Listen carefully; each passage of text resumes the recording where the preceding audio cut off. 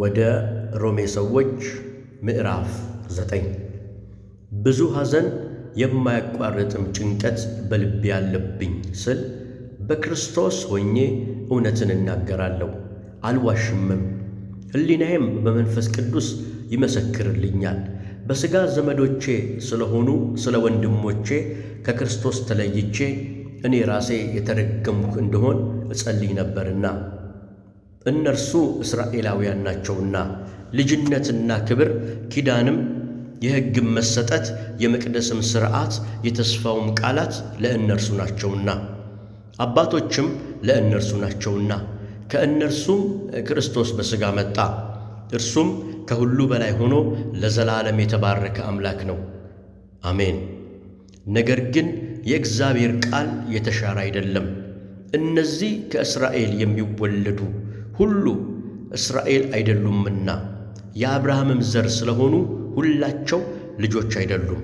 ነገር ግን በይስሐቅ ዘር ይጠራሃል ተባለ። ይህም የተስፋ ቃል ልጆች ዘር ሆነው ይቆጠራሉ እንጂ እነዚህ የሥጋ ልጆች የሆኑ የእግዚአብሔር ልጆች አይደሉም ማለት ነው። ይህ በዚህ ጊዜ እመጣለሁ ለሳራ ልጅ ይሆንላታል የሚል የተስፋ ቃል ነውና፣ ይህ ብቻ አይደለም። ነገር ግን ርብቃ ደግሞ ከአንዱ ከአባታችን ከይስሐቅም በፀነሰች ጊዜ ልጆቹ ገና ሳይወለዱ በጎ ወይም ክፉ ምንም ሳያደርጉ ከጠሪው እንጂ ከሥራ ሳይሆን በምርጫ የሚሆን የእግዚአብሔር ሐሳብ ይጸና ዘንድ ለእርሷም ታላቁ ለታናሹ ይገዛል ተባለላት። ያዕቆብን ወደድኩ ኤሳውን ግን ጠላው ተብሎ እንደ ተጻፈ ነው። እንግዲህ ምን እንላለን? በእግዚአብሔር ዘንድ ዓመፃ አለ ወይ? አይደለም። ለሙሴ የምምረውን ሁሉ እምረዋለሁ፣ ለምራራለትም ሁሉ እራራለታለሁ ይላልና። እንግዲህ ምሕረት ለወደደ ወይም ለሮጠ አይደለም፣ ከሚምር ከእግዚአብሔር ነው እንጂ። መጽሐፍ ፈርዖንን ኃይሌን ባንተ አሳይ ዘንድ ስሜም በምድር ሁሉ ይነገር ዘንድ ለዚህ አስነሳሁ ይላልና። እንግዲህ የሚወደውን ይምረዋል፣ የሚወደውንም እልከኛ ያደርገዋል። እንግዲህ ስለምን እስካሁን ድረስ ይነቅፋል? ፈቃዱንስ የሚቃወም ማን ነው ትለኝ ይሆናል።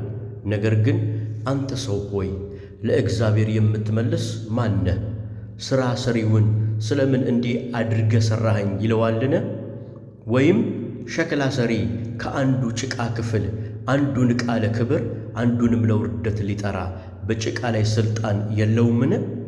ነገር ግን እግዚአብሔር ቁጣውን ሊያሳይ ኃይሉንም ሊገልጥ ወዶ አስቀድሞ ለክብር ባዘጋጃቸው በምሕረት ዕቃዎቹ ላይ የክብሩን ባለጠግነት ይገልጥ ዘንድ ለጥፋት የተዘጋጁትን የቁጣ ዕቃዎች በብዙ ትዕግሥት ከቻለ እንዴት ነው?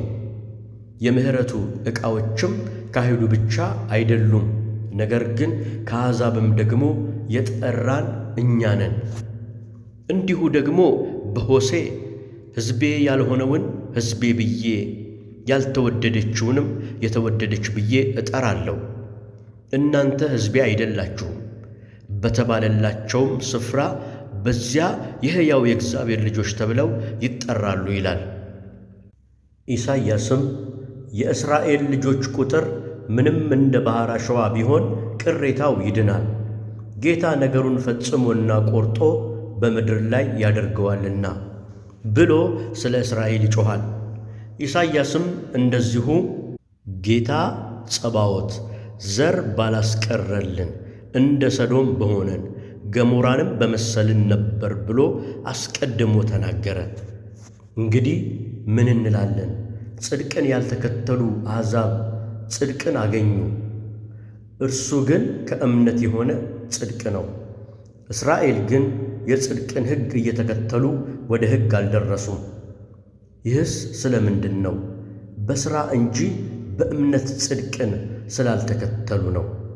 እነሆ በጽዮን የእንቅፋት ድንጋይ የማሰናከያ ዓለት አኖራለሁ፣ በእርሱ የሚያምን አያፍርም ተብሎ እንደ ተጻፈ በእንቅፋት ድንጋይ ተሰናከሉ።